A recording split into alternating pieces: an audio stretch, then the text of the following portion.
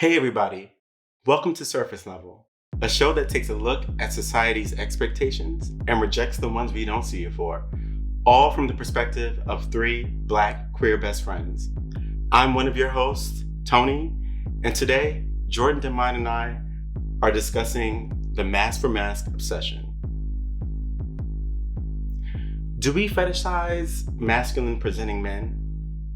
Do we feel the need to butch it up sometimes?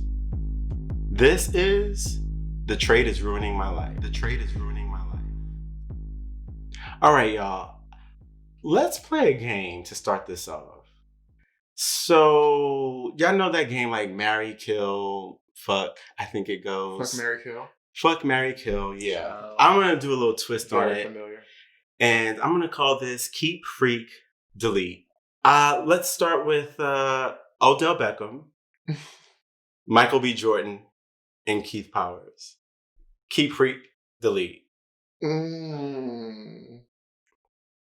Okay, I'll go first. All right. So I would keep Keith Powers for sure. I would freak Odell, and I would delete Michael B. Jordan. Interesting. Delete like altogether? I mean, that's the only other option, right? It is, man. I mean, I was going back and forth between, like, I definitely wanted to keep Keith Powers. I didn't know what to do with the other two. Shout out the girls got 14. I know what to do with them. I'm gonna keep Michael B. Jordan. Okay. Keith Powers can be deleted. Ooh. Wow. I feel attacked. And I guess, well, that's not my fault. You have poor taste. And I'm not gonna use the term freak because I'm saved. Now everybody's a church. But girl. whatever else you would like to call it, that's gonna be Odell. Odell. The OBJ. What about you? Well, you know Tony? what? For me, I think I would probably keep Michael B. Jordan and definitely freak Odell Beckham Jr. Like, how could you not? And then delete Keith Powers. I like him, but What? I could. I mean, I don't. He's like every other guy. He's just like You know, a boy on Instagram. Yeah. Nothing else. Maybe I like that. But let's go to the next. How about Mahershala Ali, Common, and Omari Hardwick from Power? Keep, freak, delete. You go first. I could go first. I made this hard on purpose. So I would probably let me start with freak. I saw Omari Hardwick's performance on one of these movies. I don't know who the girl was. Sumter. What's her name? Sumter. Tika Sumter, I think it was. Baby. Freak. Automatic. Now, when it comes to keep and delete, I probably, because Common, you know what he gives, but Mahershala Ali is also very like stately and dignified. They're kind of like, You ain't got no dignity. I think I would. You know what? I'm going to keep Mahershala because I'm more curious. Common, he's been around. I'm going to delete him just because he got enough pussy.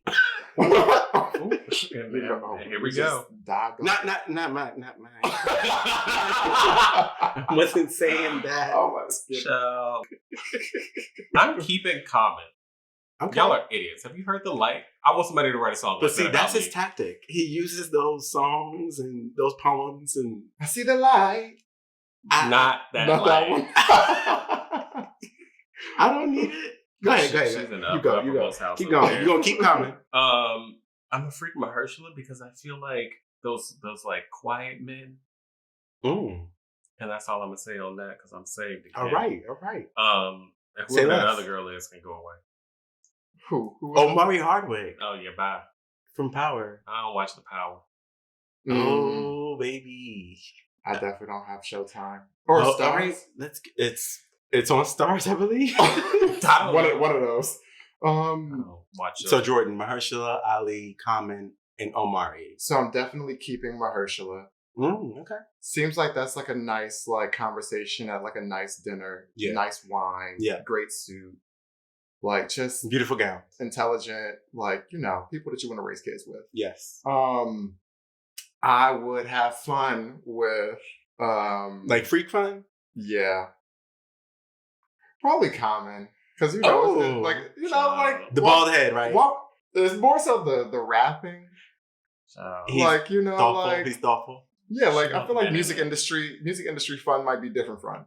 Okay. And then I don't watch The Power either. So all right, well, no one watches The Power, but all right, our last round. Get ready. Okay, Jay Ellis from Insecure, Chadwick Boseman, everyone knows who that is, and the baby, Keith Freak. I threw that in there as a little fun surprise.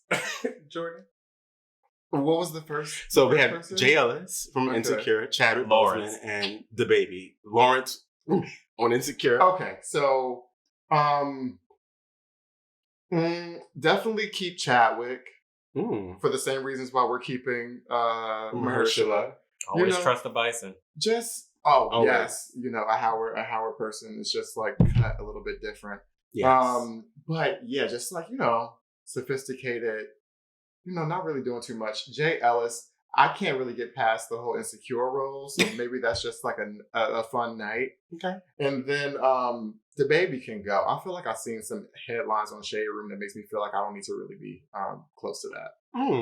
Well, how about you, Damon? What's your tea? We don't keep Chadwick because I believe in a Howard girl. Okay. We're going to get rid of Miss Lawrence. Ooh. Because I can't have nobody running around in my life tearing things up that way. And then,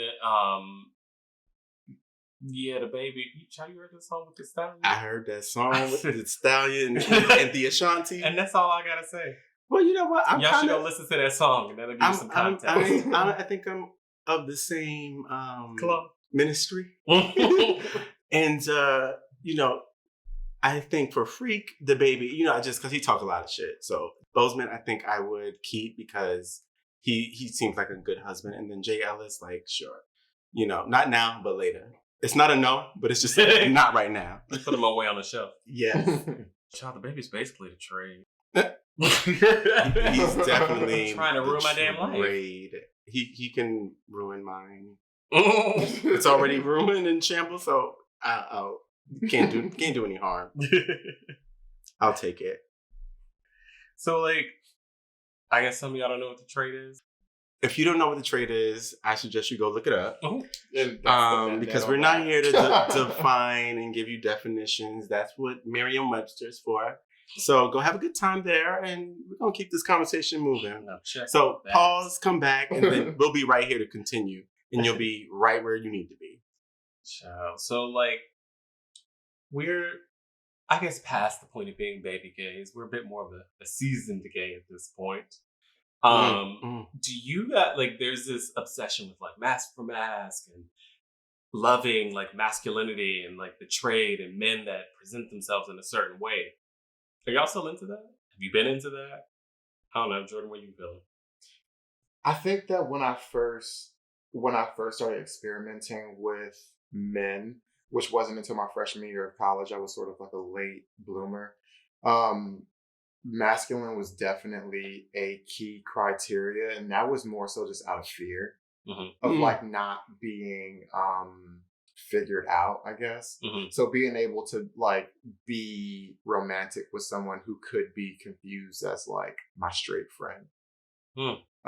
So I think that it started there, but I think that the whole world opened up to me once I graduated Howard, and I was just like, oh, I don't care anymore. Like, New York is a huge city. And I think that I was really able to like start tapping into like my true preference, which I do feel like I still am very interested and attracted to masculine men. But I've also dated feminine men, and I've like dated the spectrum. And I think now, like, I don't know, like, I think masculine for me is like definitely something that catches my attention still. But I think there's some other things that are more priority for me. Like it's lower on the priority list, if you will. I think as you go through relationships and as you go through life, you start restructuring that priority list. And I think that masculine for me is definitely not number one anymore. It used to be number one. But it's like number 3. Just saying, so it's still very important to you, though. Or 4. But probably 3. on the whole gamut of things people can be, if something is number 3 out of their whole personality, still pretty important. Yes. Well, like, shall we describe ourselves as black and queer in a podcast? So masc, that's number 3. Like, that's, you still a really important parts of a person at that point. Oh well, yeah. I mean, all those things. I don't know. It's. I think it's still like I am attracted to it. And I think it's definitely like a preference, but it's not a deal breaker. And it's I definitely like will and have dated people who aren't on like the extreme end of the masculine spectrum. I actually am not really attracted to like hyper masculine men because I get like nervous that they don't really want to be in a gay relationship. That's interesting. It is. Why can't gay men exist from a spectrum of super femme to hyper masc? They can, but I personally feel like the experience that I've had with hypermasculine men has been linked to secrecy. And like, I feel like a lot of the guys who I know who present themselves as hypermasculine have like a different personality when they're not in front of other people. So I think that I'm just like always skeptical. So if I do meet someone who's gay, who is like very masculine, it sort of sends off a trigger for me. And I'm just like, maybe this is going to turn into like a situation that isn't built for longevity. Yes. Well, I think for me, when it comes to masculine versus feminine, like I kind of agree with the idea of like when I was younger, when you first come into who you are, like I think for me it was that image of a guy who was more masculine. Like that's what I was attracted to. That's what kind of got me going. And the more like you said, we're seasoned girls now, right? So for me, I'm now in a place where I embrace masculinity and femininity. And I think both exist within all of us. And I'm not afraid of both sides. So I love someone who can express both and feel just as equally as comfortable. I think now, like, that's my ideal. That's where I am now. But by far and large, I think, the gay community does, I don't know if the right word is fetishize, but I think that they do have a different outlook or preference for guys who are a little bit more masculine. Yeah. What do you think, Damon? I think that as the old lady that I am now, that I love a butch queen. Because I think that that's who I am. I think I just try to move through the world and exist. And I think that in that existence, there are parts of me that are less femme. There are parts of me that are more masc or whatever it may be. But like, that's what I find to be the most fun. And like, I try at least to just see people for being fucking people. Yeah. I think that I try and see people for people that if I'm interested in you romantically, you treat me well. You can be the most femme girl, you can be the most masc girl, but like, to me, the thing is, how do you treat me? How do you make me feel? How do you experience life? How are you being the version of yourself that is best? And I think that's so much more interesting than like you just feeling like betrayed or me having some like not weird, but like buried sexual fantasy about being dominated or something. I mean, the thing is, there's a lot of like masculinity is sexy, and so I don't want to take from that because it's femininity. Femininity is. That's why I think I need a butch queen in my life. Like that's what I surmise. And I think most people kind of teeter between different types. Like, do you feel like there are places or like people you're around where you kind of have to suppress the femme parts of yourself and like butch it up in a way? I'm triggered. I you know what? For me, it's important to at least try to be who you are in any setting, and not have to suppress any parts of you. You shouldn't have to leave any parts of you at the door. And if you do have to leave any parts of you at the door, then wrong fucking door. I am not an advocate for shying away from whatever it is you're feeling. I'm always that person that will, champion someone just being them. And whatever that means for you, do that, because that's what's going to make you happy. So I probably have been guilty of suppressing more feminine traits along the way. I don't do it intentionally, but I probably have been guilty of doing it subconsciously, because that is just human nature, and you're worried about people accepting you. And so that's my take on it. But what about you, Jordan? What do you think? Have you been guilty of, code switching? I'm definitely about to expose myself, but absolutely. I think that, and this is something that I'm still working with, but I definitely think there are environments where, like, I'll suppress kind of like my natural self, home being one of them. Mm-hmm. I just feel like no one really wants to hear the details of my romantic life. Mm-hmm. So I don't necessarily feel like I want to hear the detail. Well, I would, obviously. that's why we're here. But I feel like in certain family situations, I feel like it's not necessarily, I don't think that anybody opposes it, but it's not necessarily like, no one's being like, oh, who are you dating now? And for me, I read that as you're not interested in it, or you think there's something wrong with it. And I just overthink, and then I just decide to sort of leave that at the door. And then also, I don't know if you guys do this at all, but I was dating this one guy last summer, and he called out to me that I used to always act weird with him when we got to Harlem. So I wouldn't hold his hand in Harlem, but I would hold his hand downtown. Mm-hmm. And I think for me, it felt like a safety thing. I felt like, oh, I have to be more you gotta butch it up. I gotta be more of a man's man in Harlem, so that, because I've had situations in Harlem where someone has thrown something at me. Really? Yeah, me and my really good friend, we were walking down the street on Lenox, and someone threw an empty water bottle at us and called us faggots.